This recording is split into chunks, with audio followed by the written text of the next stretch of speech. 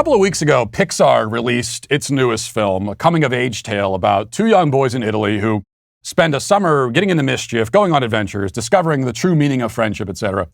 The twist is that both of the boys, Luca and Alberto, are actually sea monsters. And when they venture onto dry land, they assume the appearance of human beings, but whenever they're in the water, they revert back to their true sea monster form. This apparently is the plot.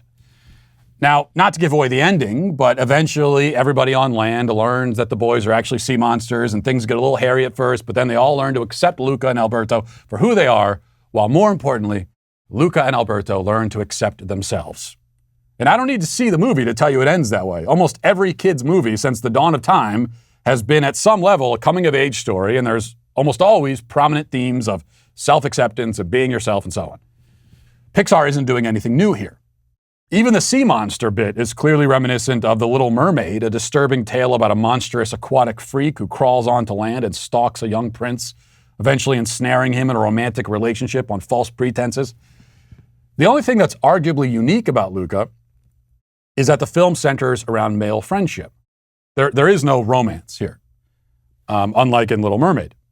Now, when I was growing up, those kinds of stories were a little more common. The Sandlot is one example. I was a big fan of that movie as a kid. But these days, most movies feel the need to shoehorn in some kind of romance angle. And of course, there always has to be at least as many female protagonists as male. Luca slightly breaks from that mold, it seems, by telling a more simple, innocent, straightforward story of two young boys who become friends. But nothing is allowed to be simple and innocent and straightforward anymore. Not when there's so much indoctrinating to be done and so little time to do it. And that's why many people on the LGBT left and in the media have spent the last several days insisting that Luca must in fact be a gay movie. It's not a gay movie. The boys are not gay. And there's no romance between them, which is good because the characters are prepubescent children. We're not yet at the point where Pixar will release a movie about 8-year-old boys in love. We may get there eventually, but for some on the left, that time can't come soon enough. They're impatient. And that's why if you go to Twitter and you search for Luca right now, you'll find many tweets like this from a guy named Eric Rosewood, or Rosswood, I think, self-professed LGBT activist and author of the book, The Ultimate Guide for Gay Dads. And he tweeted, quote, "Just saw Luca, and I don't care what anyone else says. It's the first gay animated film by Disney Pixar. Feeling like you might have to hide a part of yourself, meeting someone you like for the first time, strangers calling you and your friends monsters, finding the good ones, I cried." Now, he's not alone in this assessment. A headline from BuzzFeed says, "I'm sorry, but Luca is totally a gay movie, and that's why I loved it so much." Screen Rant announces, "Why Luca is an LGBTQ story, despite what Pixar says." The AV Club has a lengthy missive explaining in strenuous detail why the gay interpretation of Luca is entirely valid. And Vanity Fair takes a more sort of middle-of-the-road approach with its contribution to this discussion. The headline, "Is Luca Pixar's first gay movie? Maybe." We should note, meanwhile, that the director of the film, who may be considered an authority on what the movie is about, has addressed these claims and clarified that no, it's not a gay thing. The boys are just friends. Boys are allowed to be friends. In fact, most boys have friends who are boys, and there's nothing sexual about it. This is quite normal and healthy. What is not normal and healthy is to see all male friendship, even prepubescent, fictional, animated male friendship, through a sexual lens. The Insider website has taken a different approach, accepting that Luca is not a gay story and castigating Pixar for lacking the courage to sexualize a relationship between two elementary-age children. The author, Jacob Sarkeesian, he writes, quote, "While the implications of queerness are there, particularly in the friendship between Luca and Alberto, it's disappointing that Disney's Pixar wasn't brave enough to fully commit to their first queer animated tale." He continues, "Luca is immediately taken by the free-spirited Alberto when he meets a fellow sea monster off the coast of Porto Rosso. They're casually physical with one another, sleeping side by side under a star-filled sky, wrapping their arms around each other's waists, and watching the sunset together. In fact, they spend a lot of time embracing one another, teasing that their relationship could blossom into something more.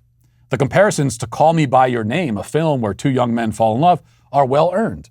The Italian seaside setting, the hazy beauty of the summer scenery, and the tale of two boys experiencing love for the first time. Now, Sarkeesian begrudgingly accepts that the 9-year-olds in the cartoon aren't sexually interested in each other. It's just that he's disappointed, is all. He says, this may seem refreshing to some to see a Disney movie explore friendship as opposed to a fairy tale love story. But it's a shame that this decision has come when a gay romance could have so easily and naturally been explored. Making Luca and Alberto explicitly gay or queer wouldn't have felt contrived. It would have been a meaningful confirmation of what is already a story rich in gay subtext. Yes, why tell any other kind of story when you could have so easily told a gay one? Why does Sylvester Stallone fight Carl Weathers in Rocky when they could have been gay lovers instead? Why is Apollo 13 about an aborted lunar mission when it could have been a romance between two gay astronauts on Mars? A kind of Brokeback Mountain in space type of thing. And by the way, I hope you'll admire my restraint in refraining from making a Uranus joke right here. I'm not doing that. But why should any story be told if it's not a mechanism for sexual indoctrination? Why should anything exist if it's not ideologically useful to progressives? These are the questions that torment our friends on the left, and the questions are all the more disturbing when applied to a movie about 8 or 9-year-old boys. It's bad enough for them to sexualize children as they do, but now they're offended when children are not sexualized. The writer of that Insider article is experiencing something like moral indignation at the fact that a couple of prepubescent cartoon characters aren't depicted in an explicitly sexual embrace. I'd really hate to see what sort of improvements, quote unquote, this weirdo would make to those stories of male friendship that I grew up watching. Don't let him anywhere near the Sandlot, is all I can say. Don't let him anywhere near an actual Sandlot either if there are kids on it. The implications here go beyond movies and cartoons. The real point for these leftists, with their half-baked Freudian notions, is that all people are driven primarily by sexual impulses, and this includes children to them. In their dark, pedophilic vision of reality, innocent platonic friendships don't exist, can't exist. They see two boys with their arms around each other and they think, well, why would anyone behave this way unless it's for sexual reasons? No other kind of love, no other sort of bond can or should be formed.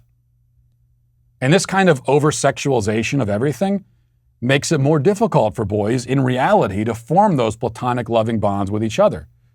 I mean, we hear so much about a lack of representation in film. Well, male friendship is not represented very often or very well. And so boys are not provided with examples of what those relationships look like. And here we see part of the reason why. Pixar can't even put out a movie about a couple of sea monsters becoming friends without leftists trying to drape a rainbow flag over the whole thing. And for that reason, they are, of course, all of them together, very much canceled. Listen, hit that subscribe button right now. Do it right now. I thank you for your compliance. It is somewhat appreciated.